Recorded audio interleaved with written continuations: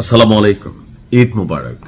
দেশে বিদেশে পৃথিবীর যে যে প্রান্ত থেকে আজকে আমার এই ভিডিওটি ক্লিক করেছেন সবাইকে পবিত্র ঈদ উল ফিতরের শুভেচ্ছা এবং ভালোবাসা রইল। বিশেষ করে যারা প্রবাসী যোদ্ধা রয়েছেন, আমিও একসময় প্রবাসী ছিলাম, এখন আমি বাংলাদেশে অবস্থান করছি। তো তারপরেও প্রত্যেকটা প্রবাসী যারা পরিবার ছেড়ে এই ঈদ করছেন, আমি আসলে বুঝতে পারি তাদের অন্তরের আকুতিটা কতটুকু। তো যাই হোক, আল্লাহ সবাইকে ভালো রাখুক, সুস্থ রাখুক, ঈদ খুশির হোক। তবে ঈদের দিনে একটু খারাপ সংবাদ বাংলাদেশের জন্য, যারা আমরা বাংলাদেশের নাগরিক আছি। তবে এই খারাপ সংবাদটার পেছনে একটা কারণ হচ্ছে ইরান। এখন আমরা যদি বিশ্লেষণ করি, ইরান কি নিজে নিজে এই ঘটনাগুলো ঘটাইছে নাকি ইরানকে বাধ্য করা হয়েছে? বাস্তবতা হচ্ছে ইরানকে বাধ্য করা হয়েছে। ইরান নিজেদের পয়সা দিয়া তারা সামরিক খাতে, প্রযুক্তি খাতে, মহাকাশ খাতে, পারমাণবিক খাতে নিজেদেরকে ডেভেলপ করছে, যেমন পৃথিবীর অন্যান্য শক্তিশালী 10টা দেশ করে। তবে যেহেতু এটা ইসলামিক রাষ্ট্র, সো এখানে সমস্যা হচ্ছে পশ্চিমাদের সমস্যা। এমনকি মধ্যপ্রাচ্যে পশ্চিমাদের যে সকল দেশে নিজস্ব ঘাঁটি আছে, গুটিবাজ আছে, রাষ্ট্রগুলো তারা নিজেরা। তো এর মধ্যে একটা রাষ্ট্র হচ্ছে কাতার। ইরানের বিরুদ্ধে ট্রাম্পকে অভিযান চালানোর জন্য সৌদি এবং কাতার সবচেয়ে বড় বেশি ভূমিকা রেখেছে, এটা নিয়ে আপনারা ইতিমধ্যে জেনে গেছেন। তো এর পরিপ্রেক্ষিতে কাতারে অনেক বড় হামলা চালাইছে ইরান। আর গতকালকে নিউজটা দিয়েছিলাম, প্রায় 5 বছরের জন্য কাতারকে পিছাই দিছে যে উদীয়মান অর্থনীতি ছিল। আর মেইন কারণটা হচ্ছে কাতারের রাস লাফান ইন্ডাস্ট্রিয়াল সিটি, সেখানে ইরানের ক্ষেপণাস্ত্র হামলায় ব্যাপক ক্ষয়ক্ষতি হয়েছে।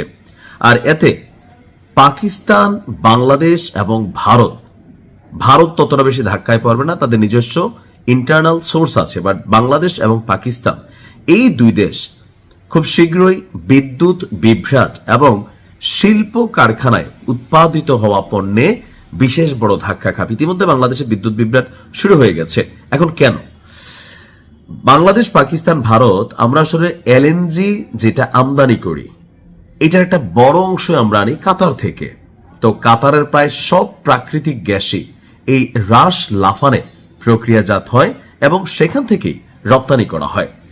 জ্বালানি খাতের তত্ত্ব বিশ্লেষণকারী প্রতিষ্ঠান ক্যাপলারের মতে পাকিস্তান এবং বাংলাদেশ তাদের এলএনজি আমদানির যথাক্রমে 99% এবং 70% পায় কাতার থেকে।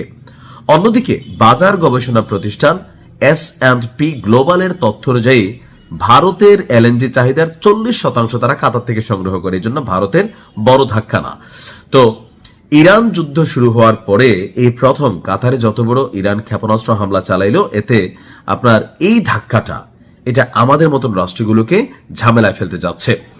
রাসলাভান স্থাপনার পরিচালক এবং রাষ্ট্রায়ত্ত প্রতিষ্ঠান কাতার এনার্জি তারা আপনার বলছে যে ক্ষেপণাস্ত্র হামলা হয়েছে, স্বাভাবিক উৎপাদনে ফিরতে কোম্পানিটির 3 থেকে 5 বছর সময় লেগে যেতে পারে।